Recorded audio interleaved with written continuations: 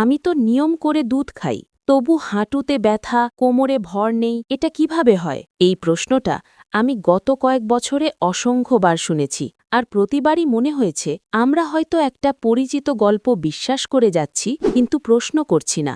মিরপুরের একজন ভদ্রলোক, বয়স 52, নাতি স্কুলে পড়ে। তিনি বললেন, হাড় তো এখনই বাঁচাতে হবে, প্রতিদিন সকালে 1 গ্লাস দুধ, কারণ ছোটবেলা থেকে শুনে এসেছেন দুধ খেলেই হাড় মজবুত হয়। কিন্তু তার এক্স-রে রিপোর্ট বলল ভিন্ন কথা, অস্টিওপোরোসিসের শুরু।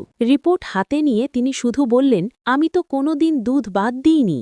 এখানেই আমাদের ভাবতে হয়। দুধে ক্যালসিয়াম আছে, এটা সত্য, কিন্তু আসল প্রশ্ন হল সেই ক্যালসিয়াম শরীর কতটা ব্যবহার করতে পারে। দুধের সাথে আসে ল্যাকটোজ, আসে কিছু প্রোটিন যা অনেক মানুষের শরীরে ইনফ্লেমেশন বাড়াতে পারে, ফলে হজমের সমস্যা, শোষণের সীমাবদ্ধতা। ক্যালসিয়াম থাকলেই যে হাড়ে পৌঁছবে এটা সবসময় নিশ্চিত নয়। অন্যদিকে পালং শাক, লাল শাক, সরিষা শাক, এসব পরিচিত সবুজ শাক থেকে শরীর তুলনামূলক সহজে ক্যালসিয়াম নিতে পারে, কিন্তু এসব কথা আমরা খুব কম শুনি। আরেকটা তথ্য আছে, যেসব দেশে দুধ খাওয়ার হার সবচেয়ে বেশি সেসব দেশেই হিপ ফ্র্যাকচার আর অস্টিওপোরোসিসের হারও বেশি। শুনতে অদ্ভুত লাগে, কিন্তু তথ্য তাই বলে। আরেকটা গুরুত্বপূর্ণ বিষয়, দুধে প্রাকৃতিক ভিটামিন ডি নেই, অথচ ভিটামিন ডি ছাড়া ক্যালসিয়াম ঠিকভাবে কাজই করতে পারে না।